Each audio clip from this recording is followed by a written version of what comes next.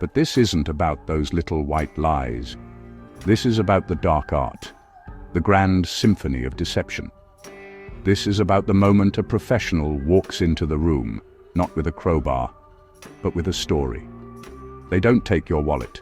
They charm you into handing it over, thanking them for the privilege. Welcome to the psychology of deception. It's a masterclass in human nature, taught by criminals who could have been Nobel Prize-winning psychologists if they weren't so busy stealing yachts. And today, we're going to dissect exactly how they get inside your head. Buckle up. It's going to be a bumpy ride into the void, and we're bringing snacks. Part 1. The Hunter and the Prey. The Symbiosis of the Scam.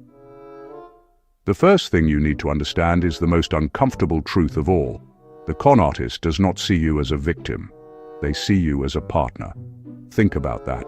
It's darkly hilarious. In the mind of a high-level scammer, you're not a bank vault to be cracked. You're a willing accomplice in your own undoing. They aren't taking something from you. They are helping you give it away. Why? Because no one thinks they're being scammed. If a stranger in a ski mask jumps out of an alley, your lizard brain screams danger, and you fight or flee. But if a well-dressed, charming person approaches you with an exclusive investment opportunity that plays on your greed and desire for status, your prefrontal cortex, the rational part of your brain, starts working for them. This is the fundamental switch. The con artist bypasses your defenses by making you an offer your ego can't refuse. They create a bubble of shared reality where you both agree on the lie. The not-so-frugal friend. Remember the story of Bernie Madoff? He didn't run a boiler room operation calling random people. He ran an exclusive club. He created an air of scarcity. I'm not taking new investors, but for you, I'll make an exception. He made people feel special. They didn't just give him their money. They begged him to take it. They became his greatest defenders. If a friend said, "Bernie, those returns seem too good to be true," the investor wouldn't think, "Oh no, I'm being scammed." They'd think, "Poor friend. He's just jealous he's not in the club." The victim protects the predator because the predator validated their self-worth. Part 2. The Play, the 3 acts of the con. A classic long con is a theatrical performance. It has a beginning, a middle, and an end. Let's walk through it, shall we? The stage is set, the lights are dim, and you're about to play the lead role you never auditioned for. Act 1. The put-up, the hook. This is the too good to be true moment. It's, the email from the Nigerian prince, the text from your bank, or maybe even the stranger at the bar who just happens to know a guy who can get you rare whiskey at half the price. Your brain is suddenly flooded with dopamine, the neurotransmitter of desire and reward. You aren't really thinking about the mechanics, you're just thinking about the reward. But honestly, the real mastery is in the social proof. If everyone else is doing it, it must be safe, right? The fake security alert. You get a text. Suspicious login attempt on your account. Click here to secure it. And well, panic floods your system with cortisol. They've hooked you with fear. Or you get an email. You've won a $1,000 gift card. Click here to claim it. Now they've hooked you with greed. But, the dark humor is in the execution. These texts are often riddled with typos. Dear customer. And yet, people still click. Why? Because the promise of reward or the fear of loss temporarily overrides the language center of the brain. You aren't really reading the words, you're feeling the feeling. You're literally too greedy to notice they spelled customer like they were having a stroke. Act 2. The play, the tension. Now you're hooked. The con artist needs to build trust. This is where they become your new best friend, your confidant, your partner in crime. They mirror your body language. They listen to your stories. They validate your feelings. They are, for all intents and purposes, a perfect companion. They create a shared bad guy. This is a classic technique. The bad guy could be the corrupt bank, the greedy government, or the stupid boss. We're smarter than them, right? We know how to work the system. By uniting you against a common enemy, they forge a bond of camaraderie. The romance scammer. Imagine a lonely person in their 60s, recently widowed. They go on a dating site. They meet Mark, a handsome oil rig engineer who is sensitive and tired of superficial women. They chat for weeks. He sends poems. He calls at midnight just to hear their voice. He is everything their late spouse wasn't. This isn't a transaction anymore. This is love. The scammer is a phantom, but the love is real. When Mark finally says his daughter is sick and he needs money for an operation, he isn't asking for a wire transfer. He's asking the person who loves him to help him in his time of need. The victim isn't paying a scammer. They are saving their partner's child. The psychological armor is not just down. It's been replaced by a warm, fuzzy sweater knitted from pure, manipulated emotion. Act 3. The sting, the takedown. This is the moment of maximum emotional investment. The con artist has created a crisis. To save the shared dream, the investment, the romance, the business deal, you must act now. This is where the scammer weaponizes the sunk cost fallacy. Your brain starts whispering, "I've already given him $5,000. If I don't give him this last $2,000, I'll lose everything. I have to see this through." You throw good money after bad, not because it's logical, but because admitting you were wrong is just too painful. The can't lose investment. You've been watching your portfolio grow on a fake app. You put in $1,000, it's now worth $10,000 on screen. The scammer calls. There's a massive payout tomorrow, but to unlock it, you need to pay a 15% tax up front. It's just a formality. You hesitate. But then you look at that beautiful fake number. You can't bear to let it go. You pay the tax, and then another fee, and another. You aren't paying a tax. You're paying for the privilege of not facing the truth. You're paying to stay inside the dream a little longer. And the scammer knows this. They know you'll burn your house down to keep the imaginary fire warm. Part 3. The dark art of neuro-linguistic programming without the fancy degree. You know, con artists understand how to talk to the primitive brain. They aren't using big words. They're using emotional triggers. The illusion of choice. You can either invest now, or I can give the spot to someone on the waiting list. Honestly, this isn't a choice. It's a gun to the head of your ego. Reciprocity. They give you a free gift, maybe a sample, a tip, or even just a compliment. Your brain, which is wired for social balance, just screams, "You owe him." And, well, you end up buying something you don't even need, just to get rid of that icky feeling of being in debt to a stranger. Scarcity. Only 3 left. Offer expires in 10 minutes, this sort of thing. It just shuts down your rational brain. You stop actually evaluating the quality of whatever it is, and you just start panicking about losing out on the thing. The darkly funny part. This works on everyone. It works on Ivy League professors. It works on FBI agents. Heck, it even worked on the Queen of Spain back in 2018, when she fell for one of those "I'm a general in the army and need money" email scams. If the Queen of Spain can think, "This random general needs my help via email," well, what hope is there for the rest of us? None. That's the joke, really. We're all just a well-crafted story away from losing the deed to the castle. Part 4. The aftermath. The double betrayal. The money is gone. The lover has vanished. The investment platform is, well, just a 404 error now. And honestly, this is where the real psychological horror begins. The victim doesn't just feel sad, they feel stupid. And you know, that shame is often more damaging than the financial loss itself. There's a phenomenon called the jolt of the con. It's that moment when the victim suddenly realizes they've been had. It's a physical, almost psychic kind of whiplash. They have to somehow reconcile 2 realities. First, the person I loved or trusted was real. Second, the person I loved or trusted was a lie. The brain just can't hold both at once. So what happens next is, well, a bit fascinating. Many victims actually double down. They refuse to believe they were conned.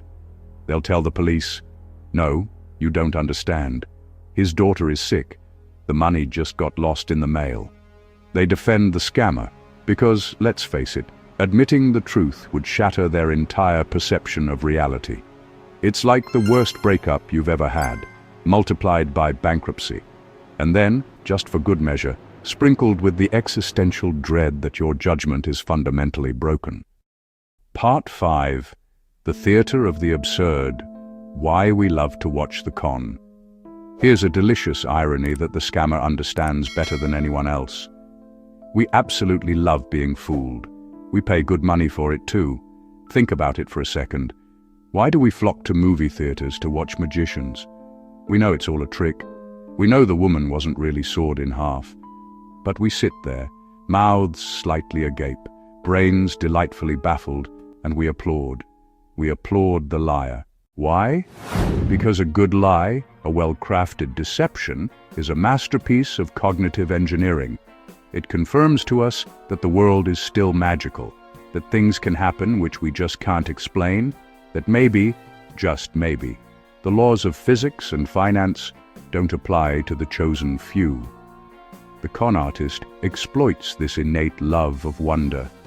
They turn your life into a story where you are the protagonist, and they are the mystical guide offering the elixir. The blessing scam. It's really the dark mirror of faith. In many cultures, there exists a cruel and brilliant scam, often targeting the elderly and spiritual. A stranger approaches an old woman on the street. She looks distressed.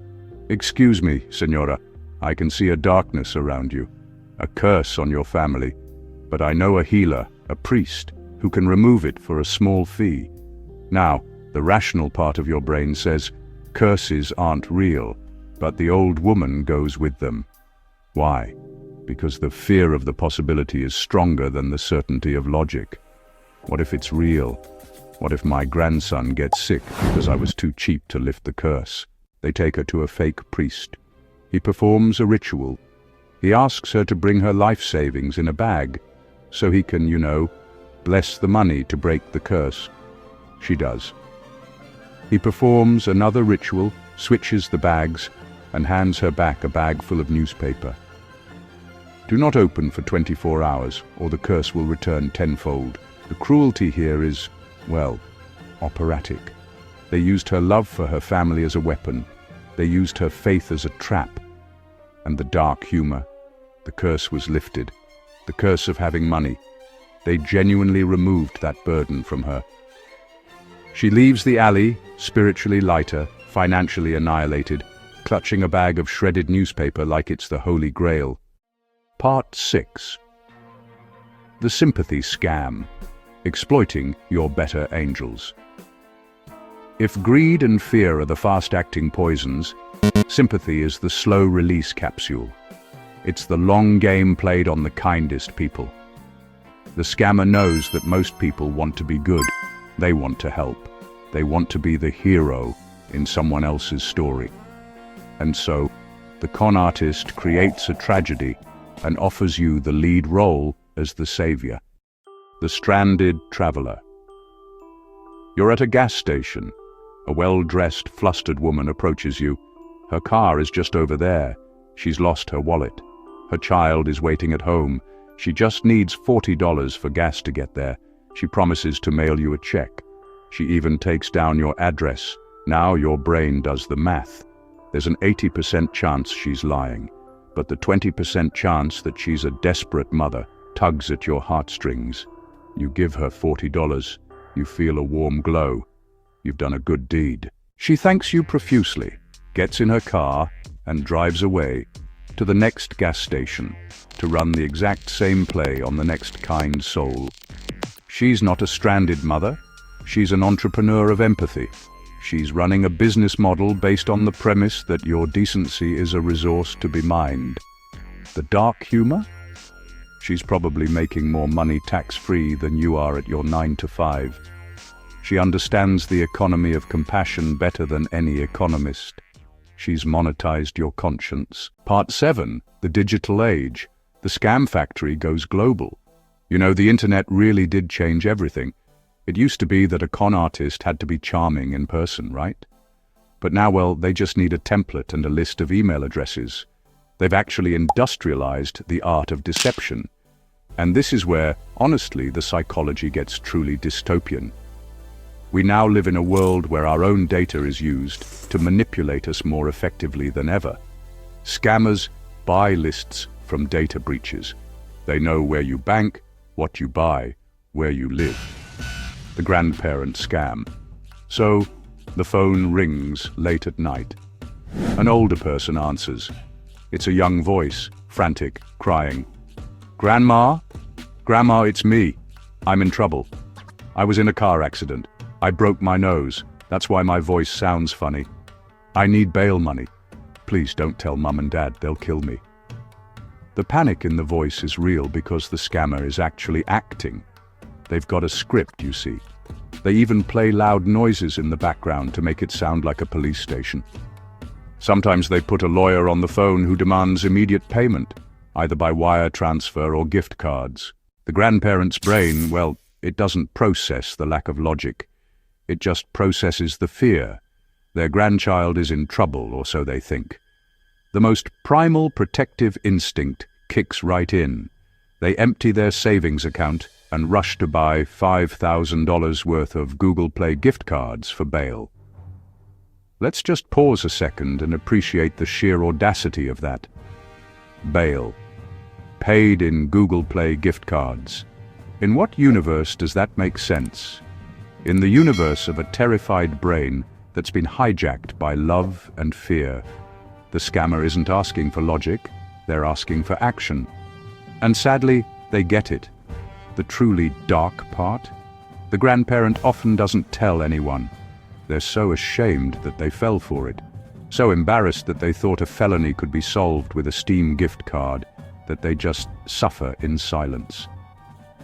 The scammer relies on that shame as the final lock on the vault. Part 8. The philosophy of the grift. What the con teaches us about ourselves.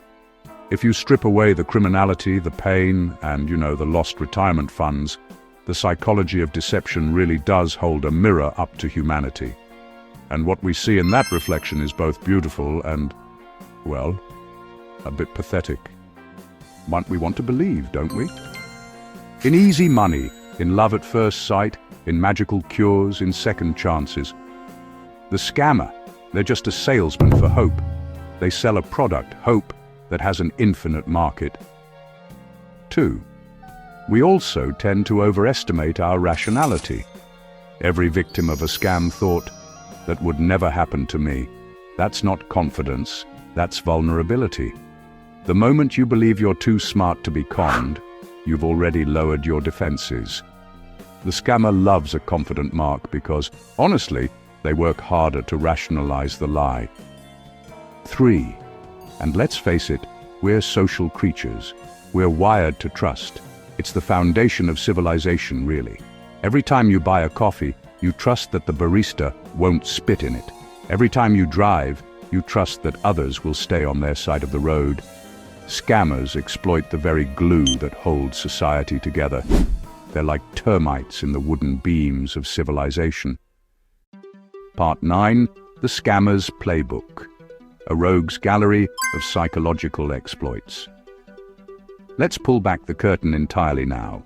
Let's walk into the backstage area of the con artist's theater and have a look at the props they use. These aren't just tricks. They're psychological weapons, honed by generations of grifters, tested on millions of marks and refined into, well, elegant instruments of extraction. The Trojan horse of urgency. Nothing shuts down the rational brain faster than the ticking of a clock. The scammer doesn't give you time to think. They give you a deadline. The expiring computer virus. You're working quietly when all of a sudden your screen explodes with pop-ups. A voice blares from your speakers. Your computer has been infected with 137 viruses. Do not turn off your computer. Call Microsoft support immediately at 1-800. The alarm is absolutely deafening. The red flashing is hypnotic. Your heart rate spikes. You don't stop to think, wait, why is Microsoft calling me? I have a Mac.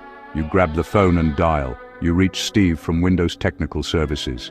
He sounds professional, concerned. He guides you to a screen that shows lines of code, utterly meaningless gibberish, and tells you this is proof of the hacking. For a small fee of $299, he can clean it all remotely. You pay. He cleans it. You thank him. He just installed malware that will keylog your passwords for the next 3 years. You paid the burglar for the privilege of letting him map out your entire digital life. The dark humor, the pop-up telling you your computer is dying, was generated by the malware you installed by clicking on a free screensaver last week. You're not just the victim, you were the delivery driver for the Trojan horse. The mirror of validation. People are starving for validation. We live in a world where we post photos, just waiting for hearts and thumbs ups. The scammer walks into this emotional famine with a feast. They don't just agree with you, they celebrate you. They think your ideas are brilliant. They think your jokes are hilarious. They find you fascinating. The investment guru. You meet someone at a networking event. He's successful, well-dressed, listens intently as you explain your modest business. His eyes light up. You know, most people don't have the vision you have. Most people are sheep. But you're a wolf. I was exactly like you 10 years ago. He's just handed you the keys to the kingdom of your own ego. He's not selling you an investment, he's selling you a reflection of the person you desperately want to be. When he mentions his exclusive hedge fund that only accepts visionary thinkers, you don't hear a sales pitch. You hear an invitation to the club you've always deserved to join. You hand over your money, he vanishes, and you're left not just poorer, but confused. But he understood me. Yes, that was the problem. He understood you better than you understand yourself. The feigned incompetence. This is a beautiful, subtle one. The scammer pretends to be bad at the con. They pretend to almost give it away. The fake charity collector. A kid with a clipboard and a sad expression knocks on your door. "Hi, sir, ma'am. I'm collecting for the Police Athletic League." "No, wait. Is it the Firefighter Foundation?" "I'm sorry, I'm new. I get confused. My mom said I have to do this to get my community service hours done." They've just admitted incompetence. They've shown vulnerability. Your brain switches from scanning for threat to mentoring a lost youth. You're not being scammed. You're helping a kid out. You hand over $20. The kid thanks you, walks to the next block, and repeats the exact same confusion with the exact same script. He's not confused. He's a professional actor playing the role of a confused kid because confusion disarms suspicion. Part 10. The Mark's Journey, a 7-stage grief cycle of the scam. Getting scammed isn't just a financial event, it's a psychological death. And like any death, there are stages of grief. Let's walk through them, shall we? It's a real party. Stage 1. The buzz or the hook. You've just found the deal of a lifetime. You've just met the love of your life. The world is shimmering with possibility.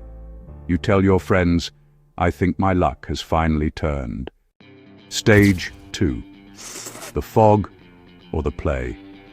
You're in it now. The money is sent. The promises are flowing. You're making plans. You're telling your skeptical spouse, "You just don't understand how this works. Trust me." Stage 3. The silence or the ghost. They stop returning your calls. The website is down. The profile, well, it's gone. There's just this hollow echo where a person used to be. And you keep telling yourself, maybe his phone died. Maybe the bank is having issues. He'll call tomorrow. Stage 4, the crack, or the jolt. The police officer looks at you with pity. The bank manager just shakes his head. Then you hear the words, "Sir, this was a scam." It's like a physical blow to the chest, honestly. The world tilts, and suddenly you can't breathe. Stage 5, the inferno, shame and rage. This right here is the most dangerous stage. You hate the scammer with a fire that could melt steel. But underneath it all, you hate yourself more. How could I be so stupid? My wife told me. My gut told me. I'm an idiot. The shame is a poison, and it does more damage than the financial loss ever could. Stage 6, the bargain, also known as the denial loop. So, you start looking for them online. You find forums of other victims, and you convince yourself you can track them, catch them, get your money back. Then, you end up engaging with recovery scammers, parasites who prey on the freshly scammed, promising to get your money back for another fee. It's like you're bleeding out, and you're paying for a tourniquet made of tissue paper. Stage 7. The scar, or acceptance. Months or even years later, the financial hole is still there. The trust is still broken. But you know, the acute pain becomes a dull ache. You become the person at dinner parties who says, "Let me tell you a story about the time I was an idiot." And you tell it with a wry smile. You've turned your trauma into a cautionary tale. You've joined the club nobody wanted to join. Part 11. The grand unified theory of being conned. If you take one thing away from this long, dark, winding journey into the human mind, let it be this. The con artist does not defeat you. They join you. They slip into the secret hopes you've never told anyone. They become the voice of your own ambition, your own loneliness, your own fear. And when they speak, it sounds like the voice inside your head, the one that says, "You deserve this. You've worked hard. It's your turn." They're the ultimate chameleons, really, blending right into the landscape of your desires. The elderly woman scammed by the grandson in trouble wasn't tricked by technology. She was tricked by love. The businessman who lost millions to a fake deal wasn't tricked by a spreadsheet. He was tricked by his own hunger for more. And the lonely heart who wired their life savings to a soldier overseas, they weren't tricked by a photo. They were tricked by the longing for connection. The final darkest humor. And so, we arrive at the punchline of this cosmic joke. The only people who can't be scammed are those who want nothing, fear nothing, and love nothing. The sociopaths, the hermits, the dead. If you feel greed, you can be baited. If you feel fear, you can be pushed. And if you feel love, you can be exploited. To be human is, well, to be scammable. It's the tax we pay for having a heart, a brain, and a pulse. The con artist isn't proof that people are evil. They're proof that hope, desperation, and trust are the most powerful forces on earth. So powerful, in fact, that they can be weaponized. So the next time you get that email, that call, that message from a stranger offering you the world, just pause, take a breath. Listen to the voice in your head. Is it yours? Or did someone put it there? And if you still want to send that wire transfer for the Nigerian prince's inheritance, just remember, if he's really a prince, he can probably afford a better email provider. Stay safe out there. The world is full of storytellers. Make sure you're the one writing your own ending. If you found this guide empowering, take the next step in strengthening your personal boundaries. Save this video and return to it whenever you need a reminder of your own power. Share it with a friend who could use these strategies. You might be the catalyst for a positive change in their life. Follow and subscribe for more content like this as we continue to explore the tools and mindsets for building an unbreakable character and a life of your own design. Stay sharp, keep focus. You deserve the best.